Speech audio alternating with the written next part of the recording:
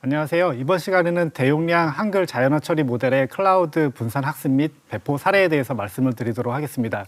이번 발표는 SK텔레콤의 AI 연구원인 전희원 연구원, 그리고 AWS 머신러닝 솔루션스 랩의 김무현, 그리고 강지양 님께서 발표를 해드리겠습니다. 그럼 첫 번째 순서인 전희원 연구원님께서 발표를 시작해 드리도록 하겠습니다.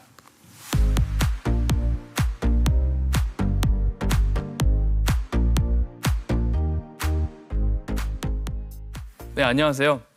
SK텔레콤에서 대화 AI를 연구하는 전희원입니다. 저는 먼저 한국어 GPT-2 모델이 어떠한 것이며 학습 과정 및 성능이 어떻게 되는지 설명을 드리도록 하겠습니다. GPT-2 모델을 이해하기 위해서는 먼저 언어 모델이 무엇인지 이해가 필요합니다. 언어 모델은 일종의 문법 모델로 문장이 문법에 맞게 구성이 되었는지 인지하고 평가하는 모델입니다.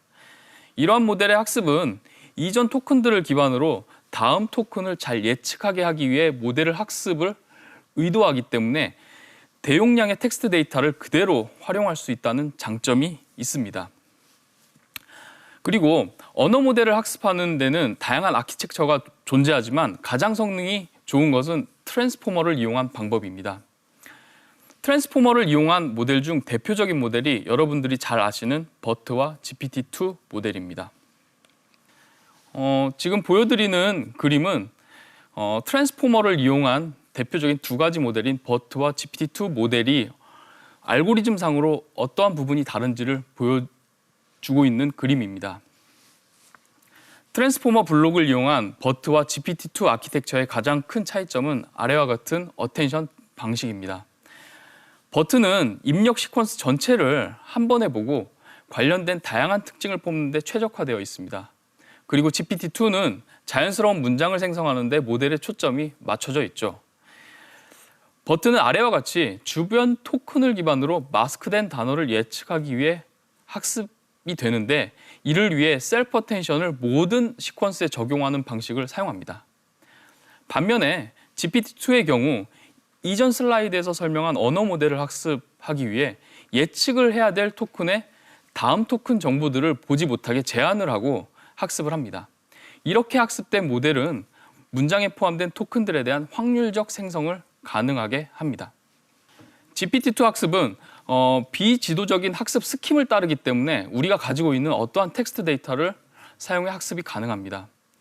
코어 GPT의 학습은 로 텍스트 기준으로 20GB가 넘는 한국어 위키, 그리고 뉴스 등의 다양한 텍스트 데이터를 기반으로 학습하였습니다.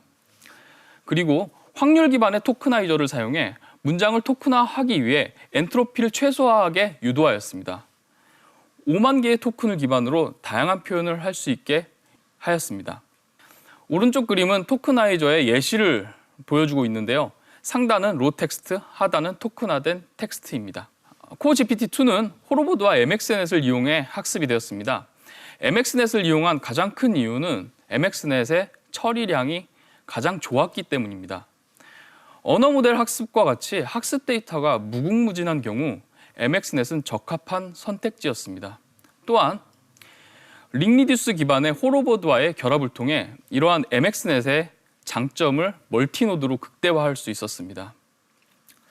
AWS의 글로온 NLP 팀에서 제공한 퓨즈드 갤루 역시 학습을 빨리 수행하는 데 큰 도움이 되었죠. 제가 코버트 학습 로직의 단점을 개선해 스트리밍 방식의 학습 데이터 피딩을 코어 GPT에서는 구현하였으며 이 덕분에 언제 어느 시점에도 학습을 중단하지 않고 더 많은 데이터를 추가할 수 있게 하였습니다. 이러한 대용량 학습이 잘 진행되게 하기 위해서는 중간중간 서브태스크 평가가 필수적입니다. 아래와 같이 코버트에 필적하는 네이버 감성 분석 정확도가 도출되었으며 오른쪽과 같이 유사한 의미를 가진 문장을 판별하는 패러프레이즈 디텍션에서는 코버트보다 더 좋은 성능을 보인다는 것을 보여줬습니다.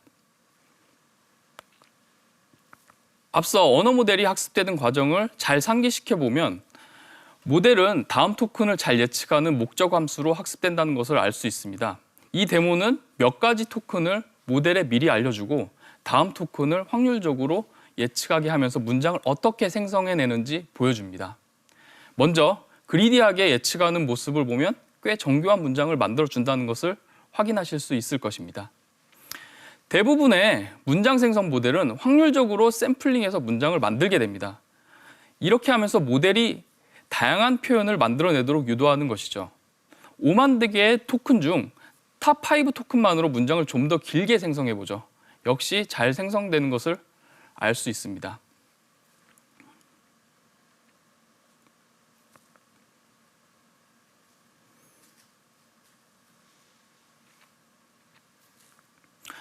모델은 과거 토큰들의 의미를 기반으로 다음 토큰을 예측하기도 하지만 토큰들의 출현 패턴을 보고 다음 토큰을 예측하기도 합니다.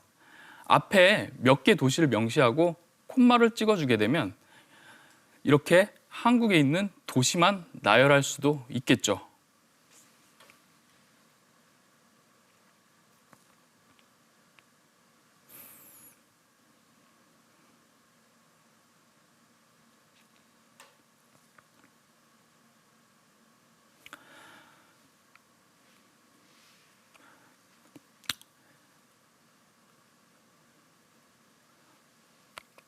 이상으로 코GPT 모델 설명을 드렸습니다. 감사합니다.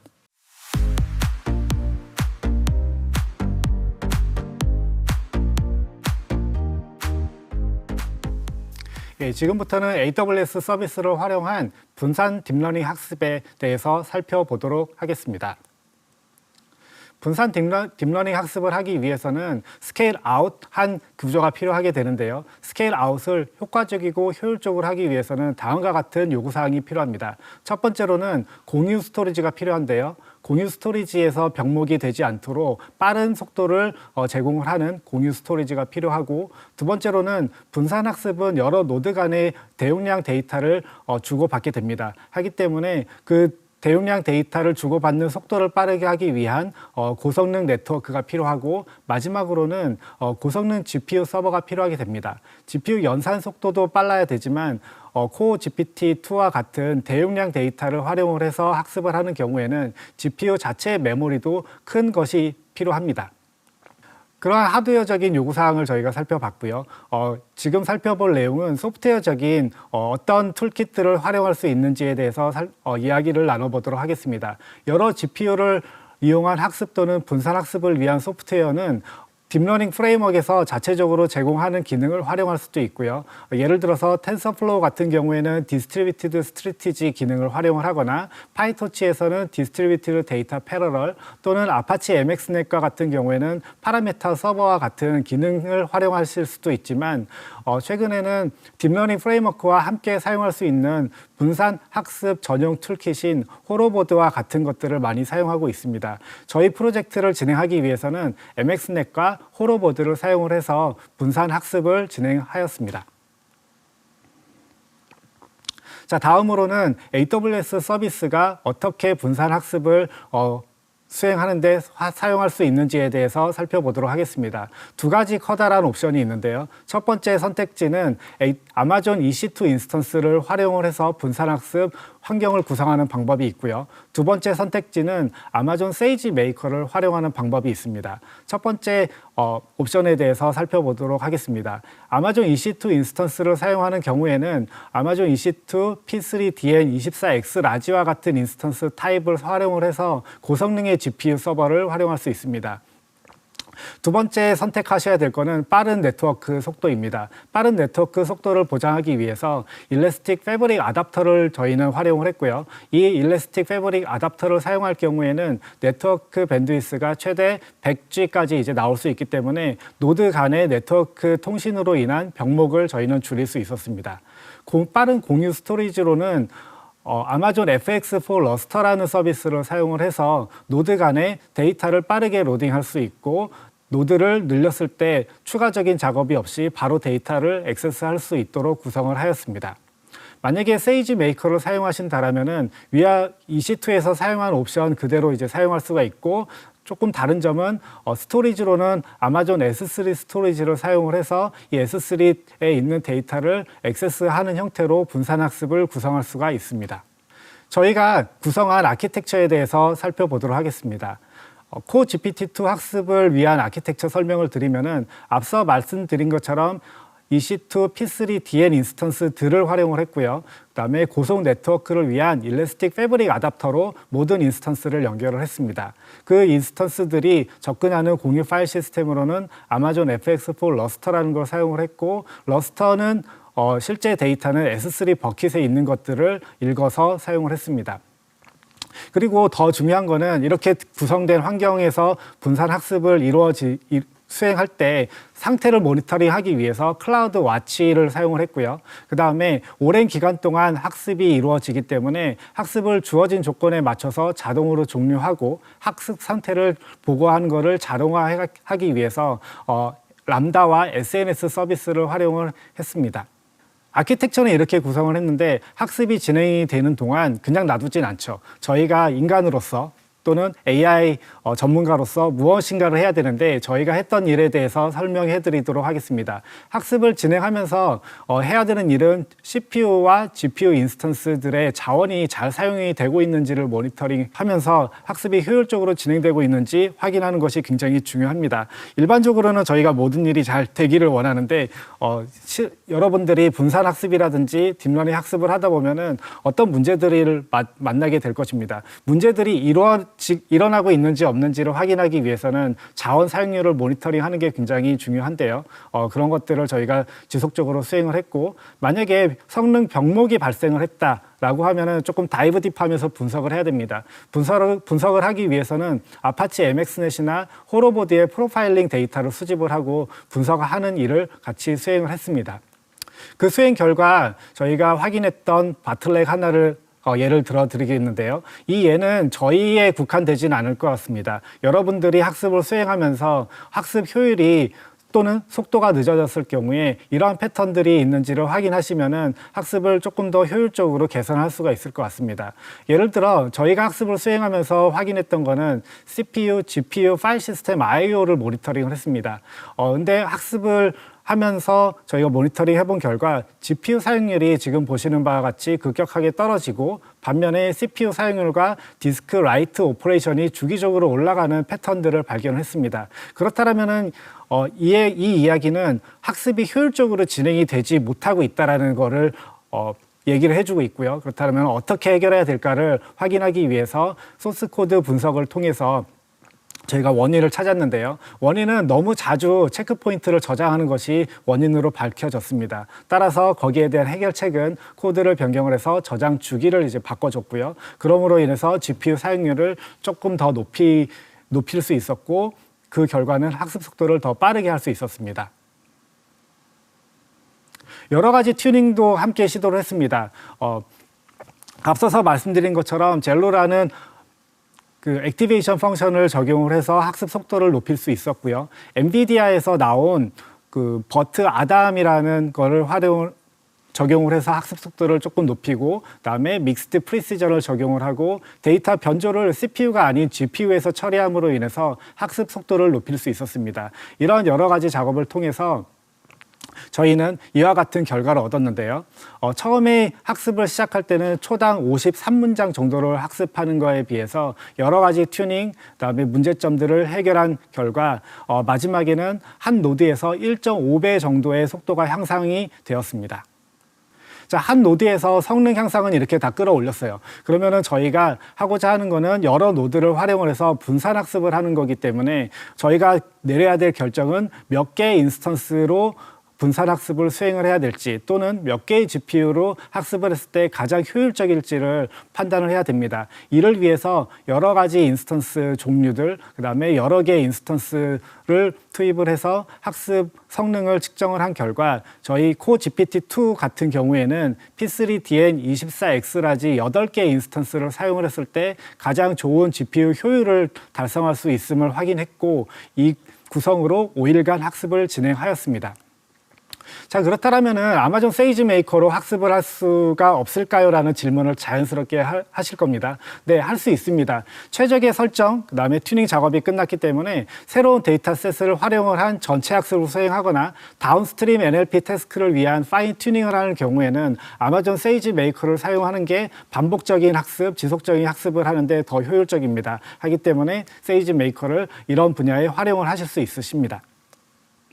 다음으로는 인퍼런스에 대해서 ML 솔루션스 랩의 강장님이 설명을 해드리겠습니다.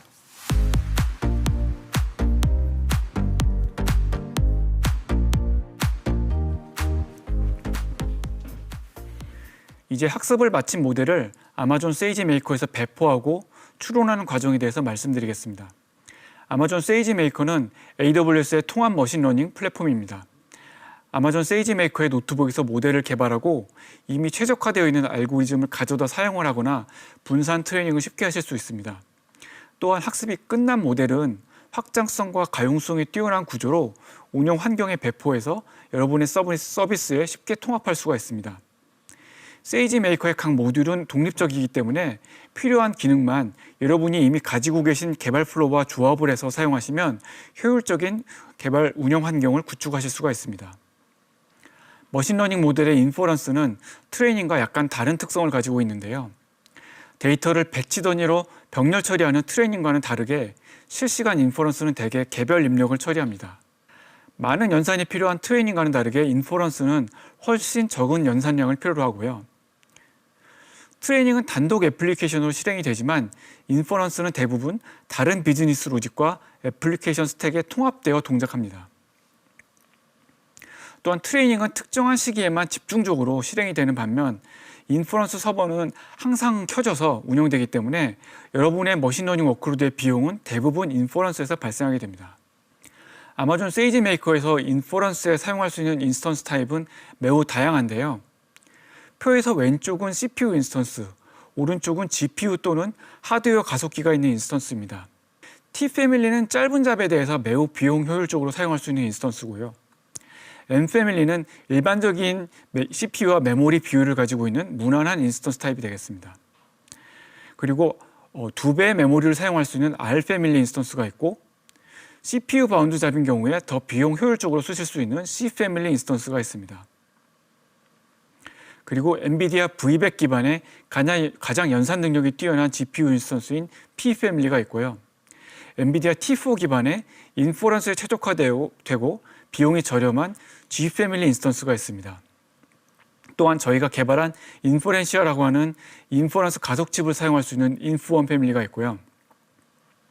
아무 CPU 인스턴스에나 붙여서 사용할 수 있는 낮은 비용의 GPU 가속 옵션인 일래스틱 인퍼런스가 있습니다. 아마존 세이지 메이커에서 여러분의 모델을 배포하면 하나의 엔드포인트 URL을 얻게 됩니다. 이 엔드포인트의 뒷단에는 설정에 따라서 로드 밸런싱된 여러 대의 인스턴스를 배치할 수가 있는데요.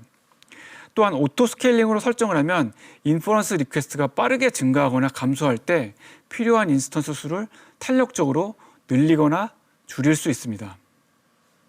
저희가 학습시킨 코어 GPT-2 모델을 GitHub에서 다운로드 받아서 여러분들도 바로 실험해 보실 수가 있습니다. 여기 코드에 있는 것처럼 S3 버킷에 있는 모델을 세이지메이커 SDK에 MXNet 모델이라는 함수로 로딩을 합니다. 이 모델을 웹 서비스 형태의 API로 구축해주는 코드는 저희가 제공하는 다커 컨테이너를 사용을 해서 쉽게 빌드하실 수가 있는데요. 자세한 내용은 AWS 코리아의 블로그와 GitHub AWS 샘플즈에 공개가 되어 있습니다. 맨 마지막 줄에서 보는 것처럼 deploy 함수에서 initial instance count라는 파라미터를 1보다 크게 설정을 하면 자동으로 여러 개의 가용 영역에 로드 밸런스된 구조로 배포가 됩니다. 이제 저희가 배포한 코어 GPT-2 모델이 동작하는 데모를 보겠습니다. 저희가 임의로 20개의 샘플 입력을 만들었는데요. 앞에 코드를 배포한 코어 GPT-2 모델에 이 완성되지 않은 문장들을 입력을 하면 문장들이 하나씩 생성이 되는 예제를 보시고 계십니다. 보시면 이제 문장별로 결과가 빨리 나오기도 하고 좀 천천히 나오기도 하는데요. 이 모델은 토큰 단위로 인퍼런스를 하기 때문에 짧은 문장을 생성할 때는 10번, 긴 문장은 20번에서 30번까지 내부에서 프리딕터를 반복해서 호출을 하고 있습니다. 그 결과로 이제 문장을 종료하는 토큰이 마지막에 생성이 됐을 때에야 전체 문장을 출력을 하기 때문에 각 샘플마다 결과를 기다리는 시간이 약간씩 달라지는 것을 관찰을 하실 수가 있습니다. 저희가 방금 보여드린 실험 결과를 그래프로 분석해 봤습니다. 파란색 막대 그래프는 20개 문장 전체를 완성할 때까지 걸린 시간인데요. 막대가 낮을수록 성능이 높은 것입니다. 역시 오른쪽에 있는 P2, P3, G4DN, GPU 인스턴스들이 높은 성능을 보이는 것을 볼 수가 있고요. 그림에서 이제 오렌지색 선은 각 인스턴스의 성능을 가격으로 나눈 값입니다. 맨 오른쪽 끝에 보이는 G4DN이라는 인스턴스가 성능이 가장 높기도 하지만 GPU 인스턴스 중에서도 비교적 가격이 저렴하기 때문에 이 워크로드에서는 가장 높은 가격대 성능비를 보이고 있습니다. 이 실험 결과는 저희가 임의로 만든 입력을 사용했기 때문에 일반적인 실험 결과나 여러분 환경의 결과와 약간 다를 수 있다는 점을 말씀드립니다. 이번에는 엔드포인트의 오토 스케일링에 대한 그래프입니다. 두 가지 시나리오로 이제 부하 테스트를 해볼 수 있는데요. 왼편의 세 개의 그래프는 엔드포인트에 오토 스케일링을 설정하지 않고 하나의 인스턴스로만 인퍼런스하는 시나리오입니다. 그리고 오른편의 세 개의 그래프는 엔드포인트에 오토 스케일링을 설정을 한 경우의 시나리오입니다. 맨 윗줄에 그래프들을 보면 분당 리퀘스트가 25,000회를 넘어갈 때 새로운 인스턴스가 생성이 되어서 인스턴스당 호출수가 절반으로 줄어드는 것을 이제 오른쪽 그래프에서 보실 수가 있고요.